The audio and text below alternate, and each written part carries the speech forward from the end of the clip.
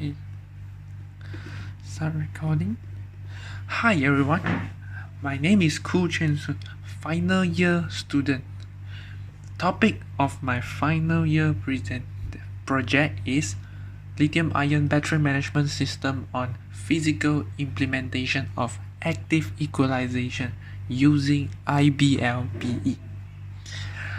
Let's start.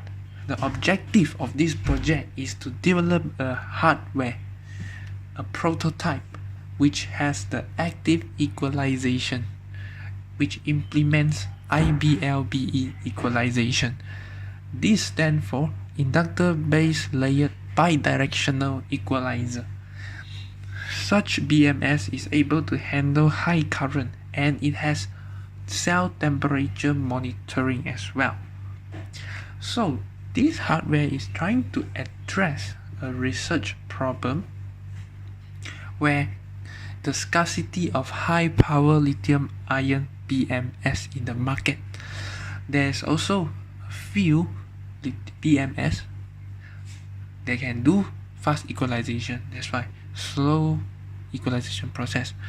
There's a wastage of energy into passive cell equalization. So this one, the proposed one, is an active equalization, and the necessity of storing cell voltage data into cloud. Before we begin, we're going to give the overview on the functionality of a BMS. First, a BMS is able to protect the cell from all sorts of voltage, over voltage, under voltage, temperature, current, and BMS is also providing balancing function. A BMS can also provide state of charge estimation. A BMS can also provide battery performance data to the user, and it will also logs the data. So a lithium-ion cell is an electrochemical cell. Here we have looked into the discharge curve of the cell. When we are trying to discharge the cell at low current, and here we are going to discharge the cell at high current. When we try to discharge at high current, we won't be able to use all of the energy of the cell, but at low current we are able to use up most of the energy. This is because of the internal resistance of the cell, which stop us from being able to discharge at constant current. Instead, we need to go into constant voltage discharge in order to use up all the cell energy. Here, in order to charge a lithium-ion cell, there are two methods to go for. One is the normal charging algorithm. You start by constant current charging, then followed by constant voltage charging, then stop charging. Another method is known as the internal resistance compensated charging, where you start with constant current charging, and once the terminal voltage, the charging voltage reach the terminal voltage, it continues to rise up, but not into the constant voltage mode until the open circuit voltage of the cell has reached the terminal voltage as shown here. Then only the charging process stops. This method, internal resistance compensated charging, is faster than the normal one.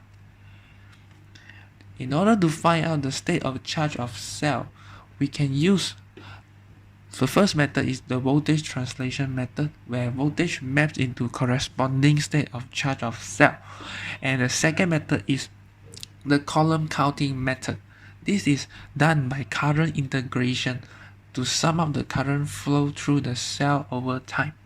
However, voltage translation method is much more useful to find the voltage at the top and the bottom end voltage of the cell, and current integration is good for at the middle part. And the reason for equalizing those cells are because lithium-ion cell can go unbalanced due to the three following factors: the self-leakage, the self-discharge of lithium-ion, the variation in capacity of lithium-ion cell, and the existence of internal resistance of lithium-ion cell. State of charge is the references for BMS to tell whether battery pack are balanced or not. State of charge is actually measured from a reference point, either from the top charge as reference point or the fully discharged point as the state of reference. Here we'll talk about the IBLBE Equalization. This is actually proposed by one of the open journal access research journal MDPI. The researcher Wang and his co-author has proposed this. And the key thing to take note is that this equalization actually identify the highest voltage cell and lowest voltage cell.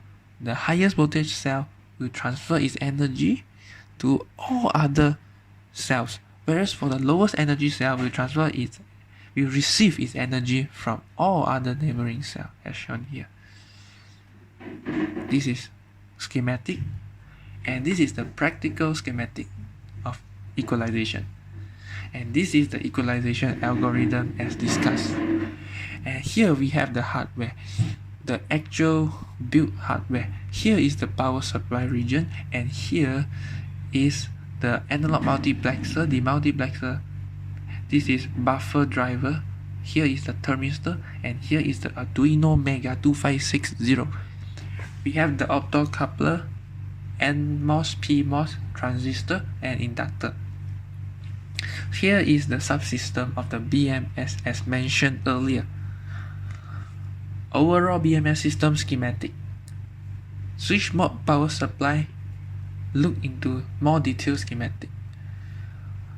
The power supply design, the output voltage is designed to be 5 volt, and the flyback transponder is used. And the main reason for using switch mode power supply is for galvanic isolation between the high voltage and the 5 volt supply. And here is the voltage sensing part. We have opto isolator, optocoupler, and Schottky diode and switch capacitor IC. Here is the analog, the multiplexer, and the buffer driver. Voltage sensing design, the main key function here, the main key component is the switch capacitor IC. And we have the optocoupler is used for sensing the voltage triggered by multiplex signal from CMOS logic gate IC and buffer driver. Here is the equalization circuit. We have 12 different sub-modules, and these are the optocoupler, NMOS, PMOS, and inductor. Here, buffer driver, analog multiplexer, demultiplexer. IBLBE design, the key design feature here is optocoupler needs to have low propagation delay, 3 microseconds, and design frequency is at 10 kHz. Optocoupler are required to carry 50 mA in order to sustain 3 microsecond propagation delay. Gate voltage of MOSFET is actually 15 volt. The drain source voltage of MOSFET are selected to be 100 volt. Here is the discharge current and charging current. Charging current obtained from the reference proposed research paper, whereas the discharge current are derived from myself from the discontinuous conduction mode curve over here. Here is the temperature sensing, and we are using NTC, negative thermal coefficient sensor, and this is the equation governing it. Here is the multiplexer analog mux demux. And the software control basically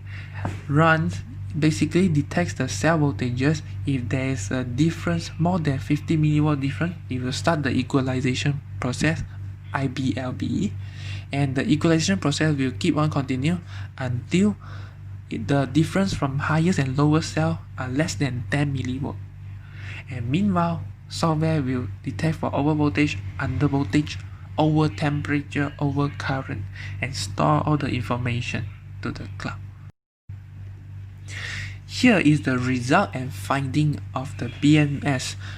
We're going to do experiment. First scenario is going to have incremental cell voltages and see how does the hardware handles it. Here at the 0 minute, and the cell voltage gradually converge to one voltage, final voltage of roughly 3.84 volt after 25 minutes. It shows that the BMS is working good. In just 25 minutes, the cell voltage variation are reduced. The second scenario is Abrupt cell voltage imbalance. The first cell has much higher voltage compared to the neighboring or other cell. And through this experiment, after 25 minutes, the higher cell voltages are being discharged to an equilibrium with all other cells at 3.84 volt roughly. And the neighboring cells are actually all balanced after 25 minutes. That's good. So here we have proven that physical hardware design of IBLBE equalization works successfully. This design supports high current and fast equalization.